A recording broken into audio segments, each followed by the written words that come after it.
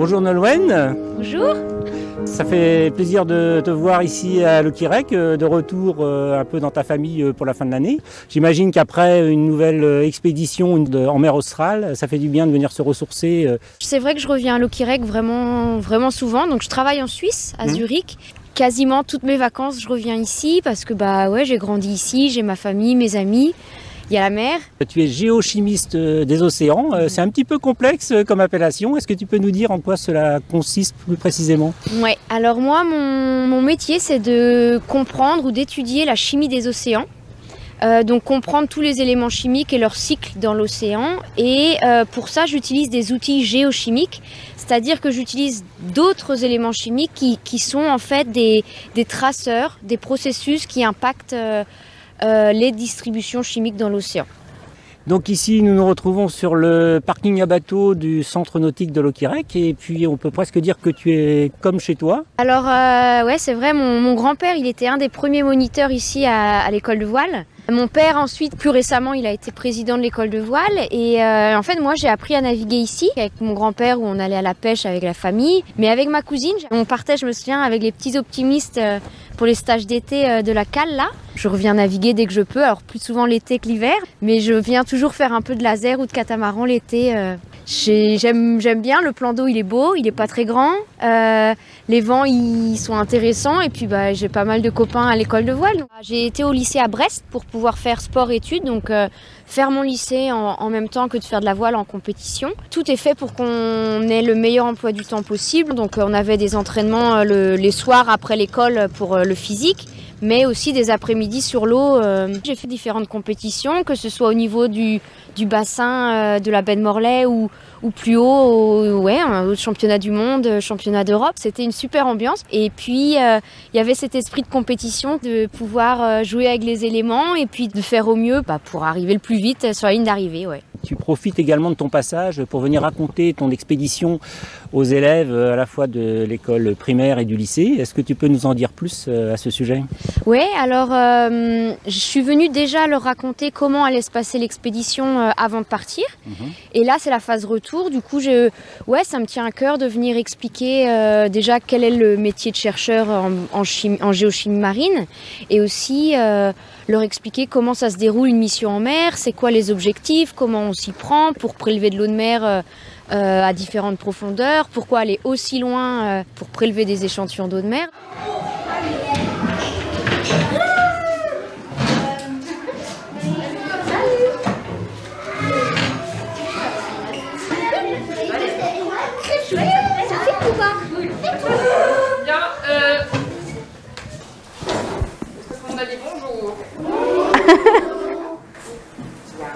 Je m'appelle Nolwenn et il y a presque un an, j'ai été en mer dans l'océan Indien. Est-ce que vous vous souvenez, Oui. Du coup, je vais essayer de vous expliquer un petit peu ce que c'est mon boulot et je vais vous montrer des photos, des vidéos de comment ça s'est passé. Qu'est-ce qu'il y a dans l'océan pour vous? Ouais, vas-y. Des poissons. Ouais, super, des poissons. Ouais. Je sais pas, mais du sable. Du sable, ouais. Allez, ouais, vas-y. Des algues. Des algues, super, ouais. Allez, au fond, vas-y. Des micro-organismes. Oh la vache, ouais, super. La pollution. La pollution, ouais, ça c'est triste, mais ouais, de plus en plus. Du plancton, ouais, super. Vous connaissez tout déjà. Du coup, vous avez raison. Dans l'eau, il y a des poissons.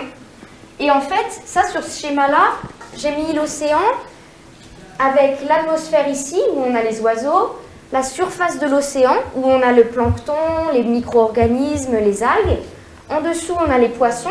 Et tout en bas, à côté du sable, on a l'océan très profond. Et on a d'autres micro-organismes comme les bactéries. Les grands prédateurs, les gros poissons, comme les baleines, les phoques, ils mangent des plus petits poissons qui vont manger les encore plus petits poissons. Et ces petits poissons, ils vont manger le plancton. Mais qu'est-ce qui mange le plancton à votre avis? Oh là là, ouais. Les baleines. Non. Et ici, on voit les couleurs bleu clair qui montrent le phytoplancton, qui est dans l'océan bleu foncé. Et celui-là, il est mangé par les poissons. Et c'est comme si on était dans un pré avec de l'herbe qui est mangée par des vaches. C'est exactement pareil. Et l'herbe, pour grandir, c'est comme le phytoplancton. Il a besoin de quoi? De l'eau, très bien. Quoi d'autre? Ouais. De la nourriture, ouais. Ouais, vas-y. Du soleil. Super. Un autre truc qu'il y a dans l'atmosphère. Ouais. Le CO2. Exactement. Super. Du coup, c'est exactement ce qu'a besoin l'herbe, mais aussi les arbres, les fleurs et les phytoplanctons qui sont des microalgues. Ils ont besoin de lumière, du soleil. Ils ont besoin de CO2, qui est le gaz qui est dans l'atmosphère. Ils ont besoin d'eau et de nutriments, de nourriture. Et avec ça, ils peuvent faire la photosynthèse. Vous avez déjà entendu parler de photosynthèse? Non? Oui, non? Alors, c'est transformer tout ce qu'a besoin les plantes, comme le CO2, la lumière, tout ça, en oxygène. Et c'est grâce à cet oxygène qu'on peut respirer, nous. Je suis sûre que vous avez déjà entendu parler de réchauffement climatique, non? Oui. Et qu'est-ce qui cause le réchauffement climatique? Les voitures. Ouais, et qu'est-ce qu'elles émettent, les voitures? Du CO2. Exactement. Du coup, il y a plein de CO2 dans l'atmosphère, et ce CO2-là, il est capté par les algues et l'herbe et tout ça. Donc, c'est pas mal pour nous, parce que comme ça contrôle ou ça diminue un petit peu le réchauffement climatique. Nous voici sur la terrasse de la mairie de Loquirec, avec toujours cette magnifique vue sur la baie, même si nous sommes en hiver.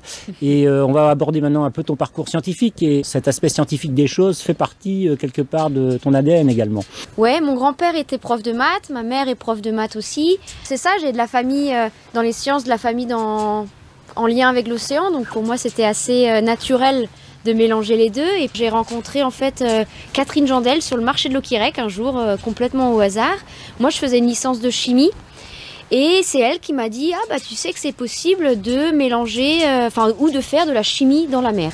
Ça m'a plu et ça a été beaucoup grâce aux gens qui m'ont encadré, à mes encadrants de stage, de master, de licence, de mes encadrants de thèse, qui m'ont toujours supporté, qui ont répondu à mes questions, qui étaient toujours là, disponibles, ouverts et enthousiastes. Et ça, c'est un mot qui est important pour moi parce que ces gens-là, ils étaient toujours pleins d'idées. Et c'est très stimulant en fait de travailler avec des gens comme ça. Est-ce que tu peux nous dire un peu plus précisément quel est ton domaine d'expertise en fait? Oui, alors moi dans cette chimie des océans, je regarde particulièrement la chimie des métaux. Ces métaux-là, c'est comme le fer, le zinc, le cuivre. Ils sont naturellement présents dans l'océan. Et ils sont nécessaires, essentiels pour le développement de la biologie. Donc les microalgues, le phytoplancton en a besoin pour grandir. Et en fait, ces métaux, on ne comprend pas encore leur cycle, leur distribution dans l'océan. Donc moi, mon boulot, c'est d'étudier leurs sources, donc c'est-à-dire comment ces métaux-là ils rentrent dans la mer. Donc ça peut venir des sédiments marins, ça peut venir des rivières, des poussières atmosphériques. Et c'est de comprendre quel processus va influencer, modifier leur distribution dans l'océan. Donc ça va être l'absorption par le phytoplancton, ça va être leur absorption dans des particules qui vont couler vers le fond de l'océan ou elles vont être reminéralisées via les bactéries. Ça va être leur enfouissement dans les sédiments. C'est plein de processus comme ça qu'on connaît peu parce qu'en fait ces métaux ils sont en traces dans l'océan. On les appelle les métaux traces parce que leur quantité est très très faible dans l'océan.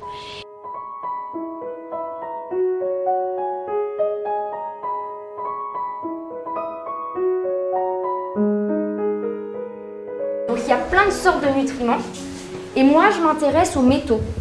Et des fois, je suis sûre que vous avez déjà eu ça, moi j'en ai déjà eu pas mal. Quand on est très fatigué, souvent on nous donne des vitamines. Vous avez déjà eu? Et bien dans un tube de vitamines, il y a plein de nutriments comme des métaux. Et en fait, on a besoin de ces métaux-là. Et comme pour nous, le phytoplancton ou l'herbe, ils ont besoin de ces nutriments, de ces métaux pour grandir. Et en fait, il y a des chercheurs qui ont fait des expériences. Ils ont pris 2 fioles. Les deux, ils ont mis du phytoplancton dans de l'eau. D'accord? Des algues dans de l'eau. Et dans une, ils ont rajouté du fer, et dans l'autre, ils n'ont rien rajouté. Et ils ont vu qu'après 5 jours, la fiole où ils avaient rajouté du fer, le phytoplancton avait grandi, et la fiole est devenue verte, comme les algues. Et l'autre fiole où ils n'avaient rien rajouté, et ben, le phytoplancton, il n'a pas grandi. Pas du tout, il est même mort. Dans 1 litre d'eau de mer, il y a 965 grammes d'eau, et il y a 35 grammes d'éléments chimiques, comme les nutriments, comme le sel, comme plein d'autres trucs. Et moi, je regarde les métaux qui sont en toute petite quantité dans l'eau de mer. Et quand on voit le gros camembert, là, eh ben, c'est le petit rose. Donc les chimistes, ils disent que c'est une partie par million pour définir leur quantité. Ça veut dire que c'est 1 microgramme de fer dans 1 gramme d'eau de mer. Donc pareil, ça c'est pas facile à comprendre. Du coup, j'ai essayé de faire des comparaisons pour comprendre ce que c'est vraiment la quantité de métal qu'il y a dans l'eau de mer.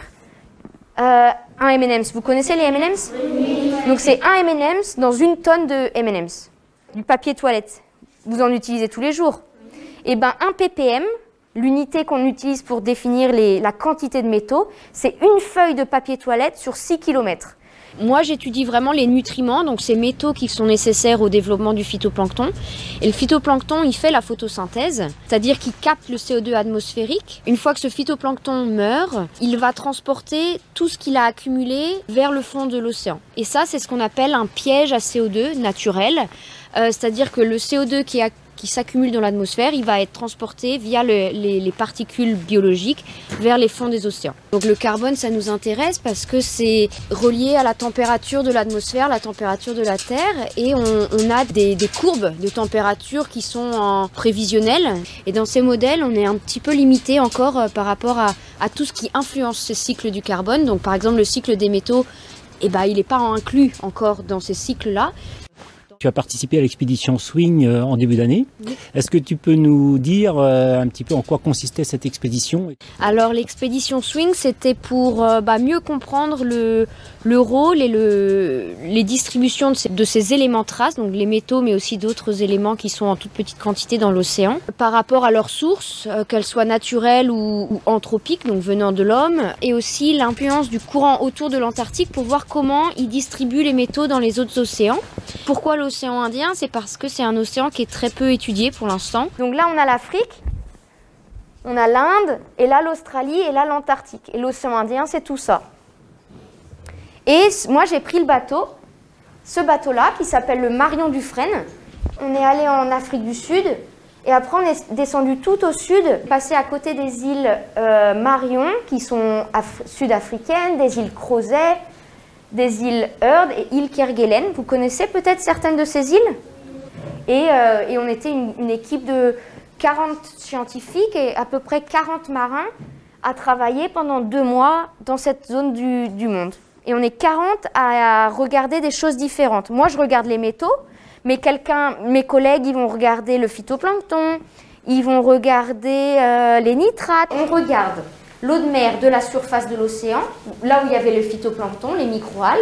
Après, on va là où il y a les poissons et on va tout au fond de l'océan, à côté du sable. Autour de ce gros cadre, qui s'appelle une rosette, on a mis plein de bouteilles. Donc voilà, ils ont tout lâché. Et maintenant, celui qui était avec son joystick, il va juste faire descendre le câble pour que tout ça aille dans l'eau.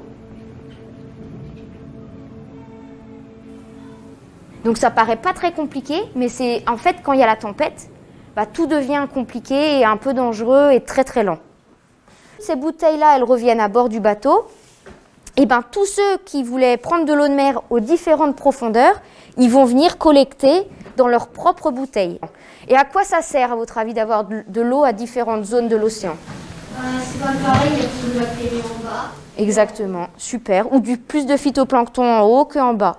Quoi d'autre? Qu'est-ce qui va changer? Par exemple, la température, elle va être différente. Et alors ça, c'est une carte du monde. Avec les couleurs, ça représente les différentes espèces de phytoplancton. Donc on voit qu'il y a du rouge, tout au sud ou tout au nord, c'est les zones polaires. Et ça correspond à une espèce de microalgues, de plancton, qui s'appelle des diatomées. Et vous avez vu, ça c'est regardé au microscope, parce que c'est tout petit. Et en zone verte, il y a ce qui s'appelle des cyanobactéries. C'est des longs tubes comme ça de différentes cellules qui sont accrochées les unes aux autres. Notre mission avec le bateau, c'était en gros entre l'Afrique du Sud et les îles Kerguelen. Du coup, on a pu voir les zones vertes et les zones rouges. Il y a un gros côté scientifique, mais il y a ce côté aller en mer que moi j'aime beaucoup depuis que je suis toute petite. Alors là, c'est vrai que c'est une autre dimension parce qu'on va vraiment loin des côtes, on va dans le Grand Sud. Et ouais, et ces tempêtes, les albatros, j'en avais jamais vu, donc c'est sûr que c'est des super souvenirs. Et puis des vues magnifiques, que ce soit à partir de la Réunion où c'est les zones subtropicales, donc c'est plus calme, il fait chaud, mais c'est beau aussi. Jusqu'au 60e, c'est ça, où on voit des aurores australes. Après, on est allé aux îles Crozet. Est-ce que vous avez entendu parler de ces îles? Et sur ces îles-là, il y a une station scientifique. Et vous voyez, donc c'est pas facile à voir, mais il y a un bâtiment blanc et il y a plein de petits points grisâtres un petit peu à côté. Et bah tout ça, c'est des manchots. Tous ces points-là, c'est ces petits animaux-là. Et il y en a plein partout. Et nous, quand on est arrivés aux îles Crozet, c'était le petit déjeuner. Tous ces manchots, ils venaient à côté de nous. Vous voyez, ils sont curieux, hein, ils étaient juste à côté du bateau. Et là, c'est pas beaucoup par rapport à tout ce qu'il y avait sur la terre. Hein. Mais on les voit venir plonger à côté. Peut-être qu'ils essayaient d'attraper à manger. Après, on est descendu encore plus au sud, sur une île australienne qui s'appelle l'île d'Heard. Et en fait, on est allé tout proche de cette île parce qu'il y avait une grosse tempête. Du coup, au lieu de travailler dans la tempête, on est allé travailler juste à côté de l'île. C'était beau parce qu'on avait des arcs-en-ciel qui se faisaient juste au-dessus de l'eau. Il faisait super froid, mais on était tous dehors, les uns contre les autres, à regarder cette jolie vue. Et ouais, ça, c'est un joli souvenir. Est-ce qu'il y a eu beaucoup de tempêtes? Je dirais qu'il y a eu au moins 3 grosses. C'est une image qui montre la hauteur des vagues. Alors là, on voit la courbe. Et ça, c'est la plus grosse vague qu'on a passée pendant la mission en mer. Donc là, on est à moins 10 mètres, donc sous le niveau de la mer, dans le creux de la vague.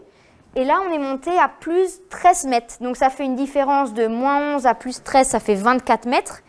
Entre le bas de la vague et le haut de la vague. Vous imaginez 24 mètres? Ça fait quoi? Ça fait un petit immeuble, ça, 24 mètres.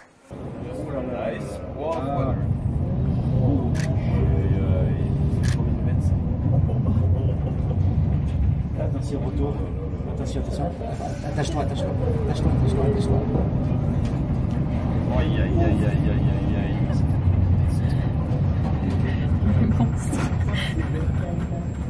Malade là.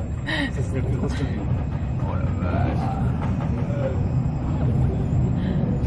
C'était clairement la plus grosse que j'ai vue. Ouais, c'était impressionnant. Hein. Elle est carrément montée au-dessus, quoi. Donc ça, c'était 2 mois en mer.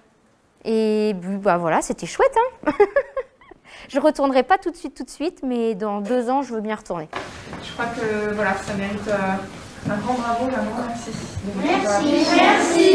Merci. Ce que j'ai aimé, forcément les animaux. Et de la manière dont c'est schématisé, je trouve ça bien, parce que dans des livres que tu lis, en général, il n'y a pas de schéma. Tu lis et ça t'explique, mais tu comprends pas très bien. Et dans le cadre de cette mission, on avait des gens pour organiser, en fait, pour nous demander d'aller dans les écoles, dans les lycées, pour faire de la vulgarisation scientifique. Je suis venue en classe présenter déjà la mission, le voyage, en fait, ce qu'elle allait y faire. Et puis, donc il y a eu déjà une première rencontre avec les enfants, une première phase de questions, d'explications. Et après, on a échangé, tu nous as donné des nouvelles par mail, avec des photos.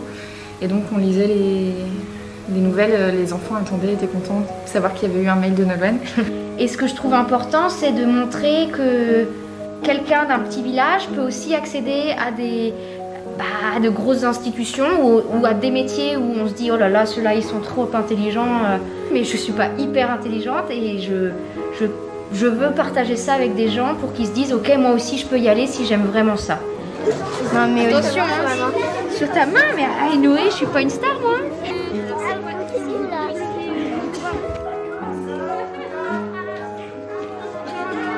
TV Trégor te souhaite bon vent pour l'avenir et peut-être à une prochaine escale.